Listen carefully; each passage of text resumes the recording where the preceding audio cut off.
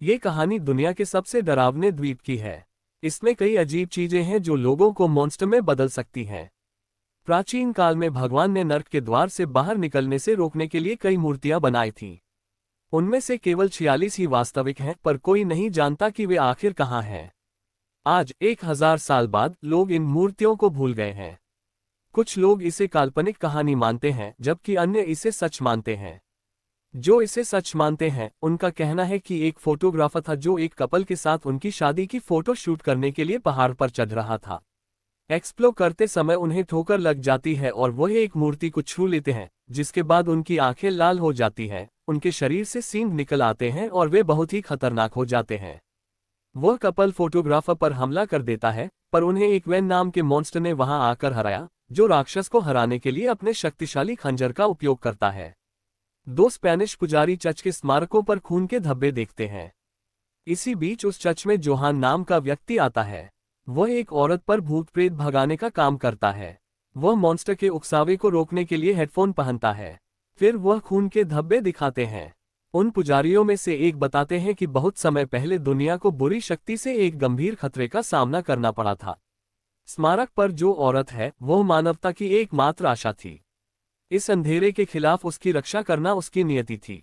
खून के धब्बे वापस आने से यह स्पष्ट होता है कि दुनिया को एक बार फिर बुरी ताकतों से खतरा है और उस औरत का पुनर्जन्म हुआ है। पुजारी ने खुलासा किया कि उसे द्वीप पर वापस लाकर सुरक्षा प्रदान करनी होगी। इस बीच हमारा परिचय मीहो नाम की एक लड़की से होता है, जो चेयरमैन के रूप में दोहान ग्रुप के लिए काम करती है। वह आत्मविश्वासी और स्मार्ट है और आलोचना को कुशलता से संभालती है। हालांकि उसे अपने जीवन में चुनौतियों का सामना करना पड़ता है। मीहो अपने पिता के फेवर में शेयर होल्डर है और वह इकलौती वारिस है। उसे अपने पिता के होटल के साथ जो चाहे करने का अधिकार है। जब वह और सेक्रेटरी कॉन्ग एक आर्ट म्यूजियम की ओर जा रहे थे, तभी एक कार अचानक उनके सामने आकर रुकती है। ऐसा लगता है कि अपने सेक्रेटरी के साथ हुए इस व्यवहार को बर्दाश्त नहीं कर पाने के कारण मीहो गुस्सा हो जाती है और उसे धक्का देती है, जिससे वह आदमी जमीन पर गिर जाता है। तभी एक आदमी ने पूरी घटना को वीडियो में रिकॉर्ड कर लिया। वह वीडियो वायरल हो जाता है, जिससे मीहो की छवि खराब होती है। इस वजह से मीहो के पिता ने उसे अपने पद से हटने और मामला सुलझने तक विदेश जाने के लिए कहा। बजाय उसे विदेश भेजने के, मिस्टर जैंग ने उसे मन की शांति के लिए जू द्वीप के एक स्पा में भेजा। इसी बीच बैकजू नाम की एक औरत को भी उसकी उपस्थिति का एहसास होता है, जिससे लगता है कि मीहो का द्वीप के साथ करीबी रिश्ता है।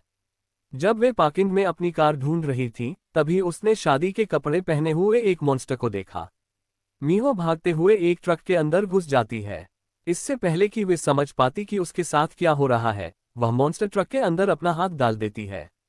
तभी वहां पर वैन आ जाता है। वैन और उस मॉन्स्टर के बीच लड़ाई शुरू हो जाती है। अगले दिन मीहो को जब होश आता है तो वह अपने सामने सेक्रेटरी कॉन्ग और मिस्टर जैन को देखती है। मीहो उस हादसे के बारे में उन्हें बताती है और पूछती है कि क्या सेक्रेटरी कॉन्ग ने पार्किंग में काले सूट में एक इंसान को देखा था। वह वैन से पूछती है कि क्या मीहो ने उसे पहचान लिया है। मीहो अभी पूरी तरह से नहीं जागी है। उसे आश्चर्य है कि वह द्वीप पर क्यों आए। फ्लैशबैक हमें प्राचीन जेजू द्वीप पर वापस ले जाता है। वैन एक छोटा बच्चा था जब उसके गांव पर मॉन्स्टर ने हमला किया था। वह इकलौता बच्चा था जो उस समय बच गया। मॉन्क जॉन्ग यांग ने वैन को अपने काम के लिए इस्तेमाल करने का फैसला किया। हर चंद्र ग्रहण को वह इंसानों को मॉन्स्टर के खून का इंजेक्शन लगाकर डीमन में बदलने का प्रयास करेगा। हालांकि वह अपने किसी भी प्रयोग में सफल नहीं हो सका, फिर भी उसने अगले चंद्र ग्रहण तक हार नहीं मानी। वह वैन और बाकी के बच्चों को एक गुफा में ले गया, जहां उसने एक डीमन को पकड़ लिया था। बुरे व्यक्ति ने मॉन्स्टर को चाकू मारा और उसका खून इकट्ठा किया और बच्चों की पीठ के टुकड़े करके उनमें खून डाल दिया। कई बच्चों में से केवल 2 बच्चे वैन और गुंटोन जिंदा बचे थे। उन्हें मॉन्स्टर जैसा शक्तिशाली बनाने के लिए मॉन्क ने उन्हें ट्रेनिंग देना शुरू किया। रॉयल गाइड्स की यातना सहने के अलावा उनके कठिन प्रशिक्षण की शुरुआत हुई।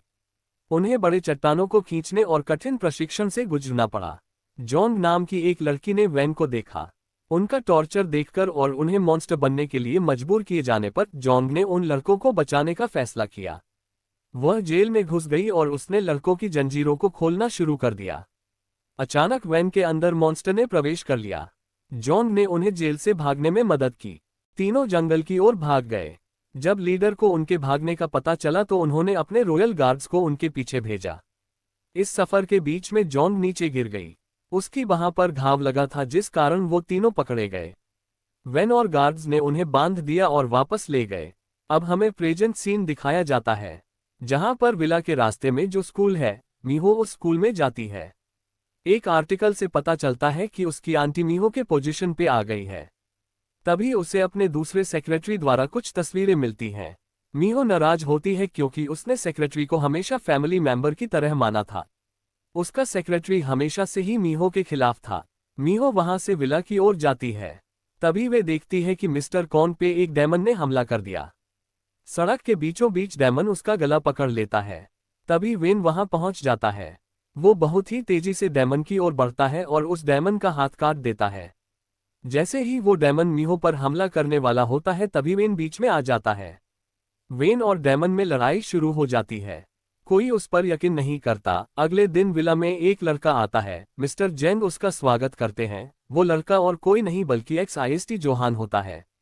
वो जेंग को बताता है कि मीहो ही वो लड़की है जो दुनिया को खतरनाक मॉन्स्टर से बचा सकती है। यहाँ ये भी पता चलता है कि मिस्टर जेंग एक पुजारी भी है जो कि मीहो के बारे में पहले से ही जानते थे। इसलिए उन्होंने मीहो को द्वीप पर जाने का सुझाव दिया था और इसमें जोहान उसकी मदद करेगा।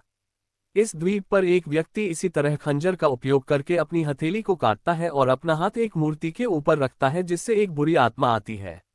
उसके शरीर में वो आत्मा प्रवेश करती है। इस वजह से वो इंसान मॉन्स्टर में बदल जाता है। वो मीहो को मारने के लिए उसके करीब जाता है पर मीहो वहां से भाग जाती है। वो मॉन्स्टर उसका पीछा करता है। मीहो जैसे ही कार स्टार्ट करती है वो मॉन्स्टर कार के ऊपर आ जाता है। मीहो इसमें बच जाती है और वहां से भागकर एक रूम में छुपती है। वो मॉन्स्टर मीहो को देख लेता है। वो अटैक करने ही वाला था तभी वहां पे वेन आता है। मीहो वेन से अपनी रक्षा करने के लिए रिक्वेस्ट करती है। उन दोनों में लड़ाई शुरू होती है। वेन मॉन्स्टर को अपने खंजर से मार देता है। मीहो वेन से इन सब के बारे में पूछती है। वेन बताता है कि ये सब मॉन्स्टर सिर्फ इंसानों का शिकार करते हैं। मीहो पूछती है आखिर मॉन्स्टर उस पे हमला क्यों करते हैं। इस पे वेन बताता है कि ये उसकी नियति है जो मॉन्स्टर को मीहो के करीब आकर्षित करती है और वो जहां भी जाएगी मॉन्स्टर उसका पीछा करते रहेंगे। उनसे बचना बहुत ही मुश्किल है। हालांकि मीहो को उनका सामना करना ही पड़ेगा। वेन वहां से चला जाता है। ये सुनकर मीहो को गहरा सदमा लगता है। अगली रात को जब मीहो अपने कमरे में बैठी हुई थी तभी उसे कुछ आवाज सुनाई देती है। वो जैसे ही खिड़की के पास देखने जाती है तभी वहां वेन आता है। वेन उसे एक पत्थर दिखाते हुए कहता है कि अभी अभी एक मॉन्स्टर मीहो को मारने की कोशिश कर रहा था। इससे पहले वेन ने उस मॉन्स्टर को पत्थर में बदल दिया। ये देखकर मीहो घबरा जाती है और वेन से अपना पर्सनल बॉडीगार्ड बनने को कहती है। वेन उसे मना कर देता है क्योंकि उसने इससे पहले कभी भी ये काम नहीं किया था। मीहो उसे एक रात वहां रुकने के लिए मना लेती है। मीहो जैसे ही सोती है तब वेन देखता है कि मीहो के बॉडी पर कुछ निशान बने हुए हैं। इससे वेन को पता चलता है कि ये वही जॉन नाम की लड़की है जिसने वेन को बचपन में जेल से छुड़ाने में मदद की थी और वो अपना प्रॉमिस पूरा करने के लिए वापस आई है पर मॉन्स्टर के वेन के दिमाग से मिलती है।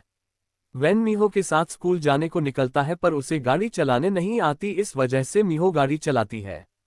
वो वेन से बातचीत करने की कोशिश करती है पर उसे कुछ अच्छा रिस्पॉन्स नहीं मिलता। मीहो स्कूल में नहीं होने के कारण बच्चों के साथ घुलने मिलने की कोशिश करती है। योन जी बैकजू की पौती है। वो अपनी दोस्त सुवान से मिलने के लिए स्कूल छोड़ती है। सुवान को उसका बॉयफ्रेंड लगातार परेशान कर रहा था। सुवान के कुछ प्राइवेट तस्वीरों को दिखाकर वो उसे ब्लैकमेल करने की कोशिश करता है। सुवान उसे सारी बातें बताती है और उसे मदद करने के लिए कहती है। मीहो उसे पुलिस के पास जाने की सलाह देती है। अपने बॉयफ्रेंड की धमकियों से तंग आकर सुवान खुदकुशी करने की कोशिश करती है पर वो इसमें नाकामयाब होती है। तभी उसे याद आता है कि एक स्वान के पास और कोई उपाय न होने के कारण वो बेनल से मदद मांगने का फैसला करती है। जैसे ही वो प्रेयर करने लगती है, वैन नोटिस करता है कि उसका खंजर हिलने लगा है और धरती के कीड़े पेड़ की तरफ जाने लगते हैं जहां पे स्वान प्रेयर कर रही थी। मिस्टर जैंग, जोहान और मीहो बात कर रहे होते हैं। ज्यादा शराब पीने के कारण मीहो वैन को कॉल करती है और उस पर अपना गुस्सा निकालती है। जोहान ये सब देखकर मिस्टर जैंग से वैन के बारे में पूछता है। मिस्टर जैंग उसे बताते हैं कि ये वही इंसान है जिसने जॉन को मारा था। ये सुनकर जोहान को मीहो की चिंता होती है। वो वैन को एक कातिल की नज़र से देखता है। जोहान को लगता है कि वैन मीहो की रक्षा नहीं कर सकता। मीहो जैसे ही स्कूल पहुंचती है, वह कार के सामने आती है और उसे स्वान को बचाने के लिए कहती है। जोहान और मीहो स्वान के घर का पता लगाने जाते हैं और योमजी को अपने घर जाने के लिए कहते हैं। वैन को जंगल जाकर पता चलता है कि जिस पेड़ के नीचे स्वान ने प्रेयर की थी, वह पेड़ एक मॉन्स्टर की आत्मा के वश में है। जोहान भूत भगाने के लिए जल्दी से क्रूस और पवित्र जल निकालता है। वह स्वान के शरीर पर क्रूस लगाता है। उससे स्वान चीखने और रोने लगती है, पर उस पर क्रूस का कोई असर नहीं होता और फिर वह जोर से हंसने लगती है। उन दोनों के कुछ समझने से पहले ही एक दरवाजा खुलता है और वे दोनों अपने आप को एक जंगल में पाते हैं। उसी बीच वैन गुंटोन से मिलता है, जो उस समय वैन के साथ बच गया था, लेकिन उसने अपना अलग रास्ता चुना था। जोहान और मीहो का उस पेड़ से सामना होता है, जो अब जिंदा हो गया है और उसे बेनल ने अपने वश में कर लिया है और वह पहले से ज्यादा शक्तिशाली हो गया है। वैन अपने जादुई खंजर से पेड़ को हमला करने से रोकता है और वह पेड़ वहां से गायब हो जाता है। वैन अपनी हथेली को काटकर अपने खून से बेनल के शरीर को सील करता है। उसके बाद वह तीनों को जंगल जाने को मजबूर करता है। तीनों स्वान को जंगल से निकालकर घर लाते हैं। मीहो भी बेहोश हो गई थी। जब उसे होश आता है तो वह अपने आप को अस्पताल में पाती है। वह वैन से बेनल के बारे में पूछती है। वैन बताता है कि बेनल एक ऐसी आत्मा है जो कभी मरती नहीं बल्कि वापस लौट आती है। मीहो स्वान को देखने उसके कमरे में जाती है, तब उसे पता चलता है कि वह कोमा में चली गई है। मीहो मिस्टर जैन को कंजून की तस्वीर देकर उस लड़के के बारे में पता लगाने को कहती है। जोहान उसके बारे में फादर को बताता है और कहता है कि वैन आधा डीमन होने के बावजूद भी मीहो की रक्षा कर रहा है। जोहान का मानना है कि वैन मीहो को नुकसान नहीं पहुंचाएगा, लेकिन फादर जोहान को कहते हैं कि वह वैन पर भरोसा न करे और अपने मिशन पर फोकस करे। मिस्टर जैन मीहो को बताते हैं कि उस लड़के पर और भी आरोप लगे हुए हैं, जो दूसरी लड़कियों को स्टॉक और टॉर्चर करता है। हालांकि उसे कभी जेल जाने की नौबत नहीं आई, क्योंकि उसके फादर जेजू द्वीप सोसाइटी के डायरेक्टर हैं। मीहो कंजून के खिलाफ सबूत इकट्ठा करने लग जाती है और उसे जोरदार चाटा मारकर नीचे गिरा देती है। इसका बदला लेने के लिए कंजून स्वान की प्राइवेट फोटोज को इंटरनेट पर वायरल करने का फैसला करता है। वह कुछ कर पाता इससे पहले उस पेड़ की जड़ें पूरे कमरे में फैल जाती हैं और उनमें से एक जड़ कंजून के सिर में घुस जाती है। इससे उसकी वहीं पर मौत हो जाती है। तभी स्वान कोमा से बाहर आती है और धीरे धीरे ठीक होने लगती है। एक दिन बैकजू स्कूल में मीहो से मिलती है और बताती है कि वह योमजी की दादी है। टीचर मीहो से बताती है कि योमजी की दादी स्कूल के लिए पैसे डोनेट करती है और होटल से बहुत स्वादिष्ट खाना भी भेजती रहती है। अगले दिन मीहो वैन और योमजी की दादी को साथ में देखती है और उसे देखकर चौंक जाती है कि ये दोनों एक दूसरे को कैसे जानते हैं। रात के समय जब मीहो को कंजून की मौत की खबर मिलती है तो वह वैन से झगड़ने लगती है कि क्या उसने कंजून को मारा है। वैन उसे मना करता है और कहता है कि वह इंसानों को नहीं मारता। फिर भी मीहो उसे खूब सुनाती है और जाते वक्त उसे एक फोन देती है ताकि वह संपर्क में रह सके। बड़ाई होती है, दोनों एक दूसरे को अपनी ताकत से हराने की कोशिश करते हैं। तभी जोहान की ताकत वैन को रोकती है और जोहान उस पर अपने मंत्र से भूत भगाने का काम करता है। तभी वैन की आंखें लाल होती हैं, जिससे पता चलता है कि वैन को मॉन्स्टर ने अपने वश में कर लिया है। वैन का खंजर मीहो को मारने ही वाला था, तभी वह अपने आप को रोक लेता है। मीहो बेहोश हो जाती है। ये देखकर वैन की आंखों में आंसू आते हैं और वह वहां से चला जाता है। गुंटोन मूर्तियों को तोड़ देता है, जिससे कैद की हुई आत्मा बाहर निकलती है। जब वैन आता है तो फॉक्स डीमन, जिसे फॉक्स डीमन भी कहा जाता है, इंसानों को अपना भोजन बनाते हैं। अगले दिन मीहो वैन को ढूंढने जंगल की ओर जाती है ताकि वह उसका घाव ठीक कर सके। मीहो अपने जीपीएस की मदद से वैन को ढूंढ लेती है और उसके हाथ में लगी चोट पर पट्टी बांधने की कोशिश करती है, लेकिन वैन उसे यह कहकर दूर धकेल देता है कि मीहो को वैन के साथ नहीं रहना चाहिए। उस हमले के बाद वैन को अपने आप पर भरोसा नहीं रहा। उसका मानना है कि मीहो को उससे दूर रहना ही बेहतर है। मीहो वैन की मदद करना चाहती है क्योंकि वैन ने उसकी कई बार मदद की थी, लेकिन वैन उसे वहां से जाने को कहता है। मीहो गुस्से में कसम खाती है कि वह इसके बाद कभी भी वैन से मदद की भीख नहीं मांगेगी। वैन के चले जाने के बाद जोहान उसका पर्सनल बॉडीगार्ड बनने को तैयार हो जाता है। जोहान उसके साथ स्कूल जाता है। मीहो स्कूल में स्वान से मिलकर बात करती है और उसे कहती है कि वक्त के साथ उसके सारे दर्द मिट जाएंगे। इसी बीच गुंटोन फॉक्स डीमन को सलाह देता है कि अगर वह अपना दर्द कम करना चाहता है तो लोगों को मार डाले। इसके बाद फॉक्स डीमन लोगों को मारना शुरू कर देता है। वेन जब मरे हुए इंसानों की बॉडी पर लगे वार को देखता है तो उसे तुरंत पता चल जाता है कि यह काम फॉक्स डीमन का है, किसी और का नहीं बल्कि गुंटोन से कराया गया है। मीहो जोहान के छोटे भाई को खोजने के लिए अपनी टीम को कहती है। मीहो जोहान को एक अनाथालय भी लेके जाती है जहां उसने और उसके भाई ने तब तक अपना जीवन व्यतीत किया था जब तक उन्हें गोद नहीं लिया गया। मीहो के कर्मचारियों ने जोहान को बताया कि उन्हें उसका भाई मिल गया है जो इसी द्वीप पर रहता है। मीहो घर पहुंचती है तब जोहान उस लोकेशन पे पहुंच जाता है जहां उसका भाई है। मीहो को उसकी बचपन की दोस्त का कॉल आता है। मीहो के लिए उसका दोस्त केक लेके उसके पास आ रहा था। तभी रास्ते में कोई उसके पास तेजी से दौड़ता है। वह देखने के लिए गाड़ी से बाहर आता है तभी एक मॉन्स्टर उस पर हमला करता है। वेन का खंजर डर से हिलने लगा है। गुंटोन मीहो के दोस्त को मार डालता है। मीहो ये सब देख लेती है। वेन गुंटोन को सबक सिखाने के लिए उसके पास आता है। उसी बीच जोहान को उसका भाई मिलता है। उसने एक जैकेट पहना हुआ था जो बिल्कुल फॉक्स डीमन की तरह था। वे दोनों एक दूसरे को पहचान लेते हैं और वे दिन याद करते हैं जब वे अलग हुए थे। दरअसल जिन्होंने उन्हें गोद लिया था वे अपने बेटे को बचाने के लिए इनके शरीर को काटना चाहते थे। शुरू में उन्होंने चेनही का दिल लेने की कोशिश की पर उनकी यह कोशिश कामयाब नहीं हुई। तब उन्होंने जोहान को मारने की कोशिश की और उसे अपने साथ ले जाकर एक सड़क के किनारे छोड़ दिया। आखिरकार एक स्पेनिश फादर ने उसे बचाकर गोद ले लिया।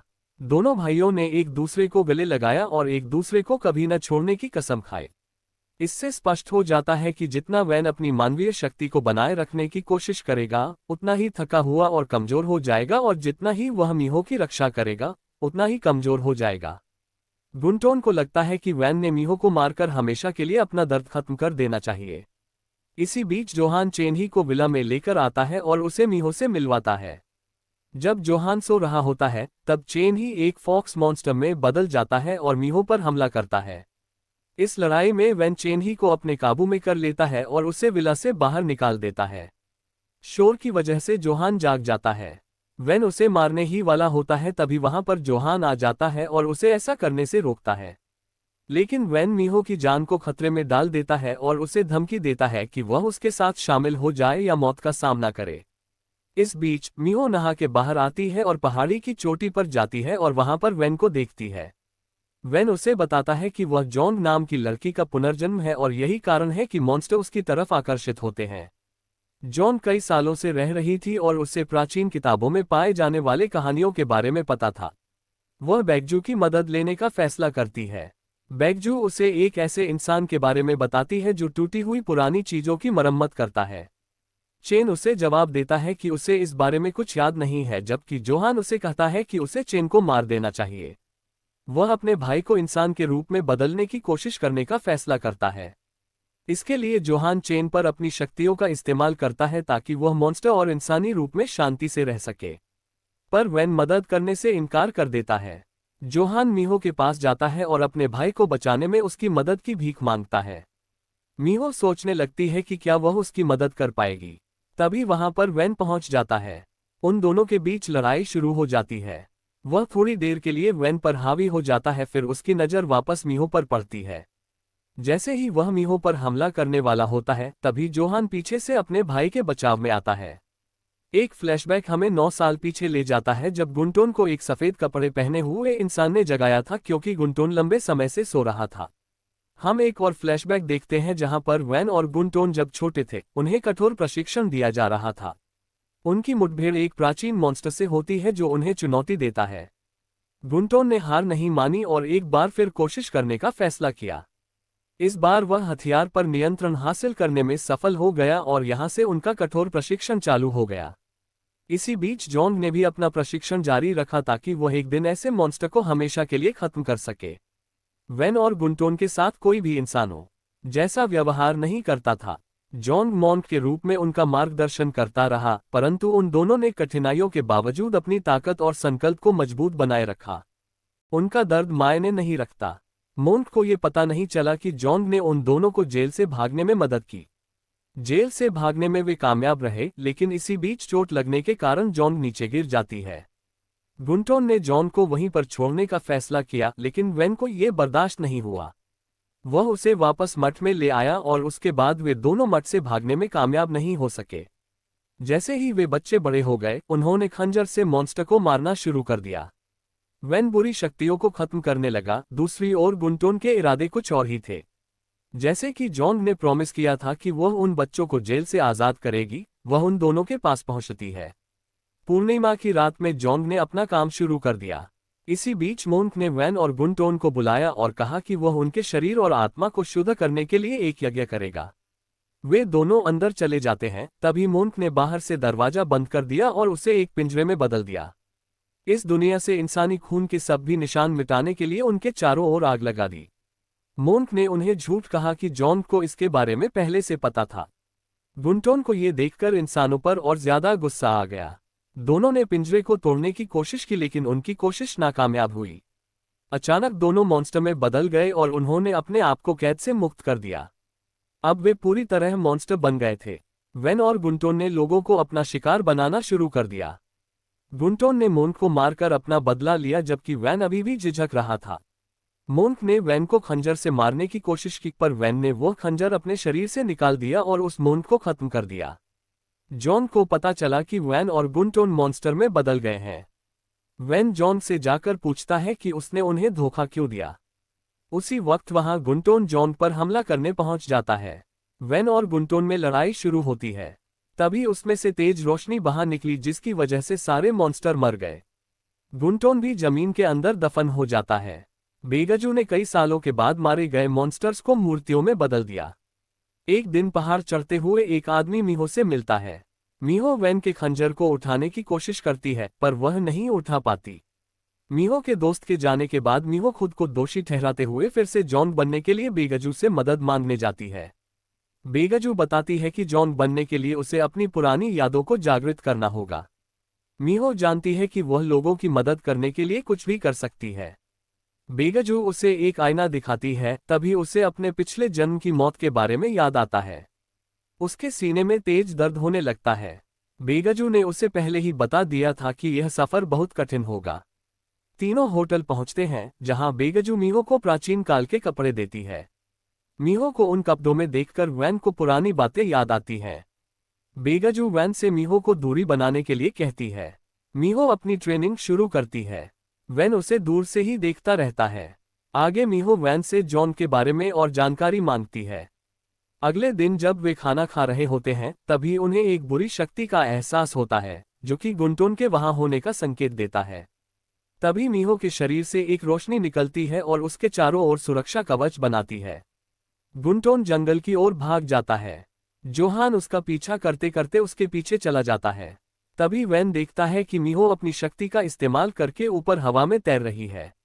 इस बीच एक मॉन्स्टर जाग जाता है और वहां पर काला धुआं फैलने लगता है। उस काले धुएं की वजह से बेगजू नीचे गिर जाती है। वैन बताती है कि उनके पास बहुत कम समय है। वैन ये भी बताती है कि जैसे ही मीहो अपनी यादों को वापस पा लेगी और जॉन के रूप में पुनर्जन्म ले लेगी, वह शक्तिशाली हो जाएगी और बुरी आत्मा को जगाता है। वैन का खंजर हिलने लगता है। वैन को आने वाले खतरे के बारे में पता चलता है। जब सुवान अपने घर जा रही थी, तब वह उस मॉन्स्टर के वश में हो जाती है। अगले दिन हम उसे स्कूल के छत पर देखते हैं। योम जी उसे बचाने की कोशिश करता है, लेकिन वैन बताता है कि वह एक खास लड़की थी, इसलिए उसे सुवान को चुनना पड़ा। अगले दिन स्कूल जाते समय मीहो की नज़र एक जगह जुटी हुई भीड़ पर पड़ती है। आगे जाकर वह देखती है तो उसे पता चलता है कि सुवान ने खुदकुशी कर ली है। ये देखकर मीहो को अपनी शक्तियों का एहसास होता है और वह ये संकल्प करती है कि अब वह और लोगों को इस तरह की घटनाओं से बचाएगी। लगती है अपनी आंखों के सामने एक और मौत देखकर वह अपने आप को दोषी ठहराती है। वैन मीहो से कहता है कि अगर वह दर्द नहीं सह सकती तो उसे यहाँ से चले जाना चाहिए। मीहो सोचती है कि अगर वह वैन को छोड़ देती है तो वह वैन की रक्षा नहीं कर पाएगी। वैन अपनी शक्तियों से चारों ओर एक कवच बनाता है, जिससे बच्चे भाग नहीं पाते और इस तरह सारे मॉन्स्टर्स बच्चों के शरीर को छोड़कर भाग जाते हैं। गुंटोन वैन को उस जेल में ले जाता है जहां उन्हें बंदी बनाया गया था और उसे मीहो को खत्म करने को कहता है, लेकिन वैन उसे मना कर देता है। गुंटोन बुरी आत्मा को मीहो की विला में बुलाता है। तभी मिस्टर जैंग मीहो को बचाने के लिए वहां पर आते हैं। उनके सारे सदस्यों को मार दिया गया था, उनमें से सिर्फ वही बच निकले। ये सुनकर मीहो गुस्सा हो जाती है और वह मिस्टर जैंग को विला से चले जाने के लिए कहती है। इस दौरान वहां पर वैन आ जाता है और अपने खंजर से मीहो के पीछे खड़ी बुरी आत्मा पर हमला करता है। वहां पर और कोई नहीं बल्कि वैन होता है। वैन का हाथ पकड़ते ही मीहो को सारी पुरानी बातें याद आ जाती हैं। उसे पता चलता है कि वैन सिर्फ उसकी रक्षा कर रहा था। मीहो उसे बताती है कि उसे सारी बातें याद आ गई हैं। फिर एक बार वैन मीहो को बचाने में कामयाब हो जाता है। गुंटोन और वैन के बीच लड़ाई होती है। गुंटोन वैन पर अपने खंजर से हमला करने वाला होता है, तभी मीहो के शरीर से एक रोशनी निकलती है और गुंटोन दूर गिर जाता है। वैन और मीहो दोनों बालकनी से नीचे गिर जाते हैं और नीचे पानी में गिरते हैं। जब जोहान वहां पहुंचता है तो देखता है कि गुंटोन अभी भी जिंदा है और लोगों की जानें ले रहा है। गुंटोन तब तक नहीं रुकेगा जब तक वह अपने आसपास के हर एक इंसान को खत्म नहीं कर देता। योमजी वहां से एक बच्चे को लेकर भाग जाती है और सड़क पर एक गाड़ी के सामने आकर खड़ी हो जाती है। मीहो अपने शरीर से निकलने वाली रोशनी का एहसास होने लगता है। वह अपनी शक्तियों को नियंत्रित करना शुरू कर देती है, पर वैन उसे ऐसा करने से रोकता है। वह नहीं चाहता कि मीहो फिर से गायब हो जाए। इसी बीच होटल में बेगजू को एक तूफान का आभास होता है। बेगजू ना दिखने के कारण वह उसे ढूंढने लगता है। जोहान काले बादलों पर नजर रखता है। बेगजू को पता था कि गुंटोन योमजी को बंदी बनाएगा और वह योमजी के पैर पर चाकू मारता है। जोहान काले बादलों का पीछा करते हुए गुंटोन का सामना करता है। वैन आकर देखता है कि जोहान को क्रूज पर लटका दिया गया था। आगे बेगजू भी अपना दम तोड़ देती है। माना जाता है कि मीहो ने अभी भी अपनी शक्तियों को पूरी तरह से हासिल नहीं किया है, पर उसे जादुई चमत्कार के रूप में जाना जाता है। अगर मीहो अपने अंदर के जादुई टुकड़े को छोड़ देती है तो वह एक मॉन्स्टर में बदल जाएगी और फिर कभी इंसान नहीं बन पाएगी। मीहो अपनी सारी शक्तियां इकट्ठा करके बुराई को हमेशा के लिए खत्म करने के लिए तैयार हो जाती है। जोहान अपनी सारी शक्ति को इकट्ठा करके अपने खंजर से गुंटोन पर पीछे से वार करता है। गुंटोन हवा में गायब हो जाता है। इसी बीच उन मॉन्स्टर्स के साथ मीहो वैन को भी खो देती है। आगे वेटिकन सिटी में जोहान अपने भूत भगाने के काम को फिर से शुरू करता है। मीहो को खतरे का पता चलता है और वह स्मारक फिर एक बार खून से लथपथ हो जाता है। जोहान का ध्यान उस स्मारक की ओर जाता है जहां वह एक लड़की को खंजर पकड़े हुए देखता है। मीहो और जोहान फिर से दुनिया को बचाने के लिए तैयार हो जाते हैं।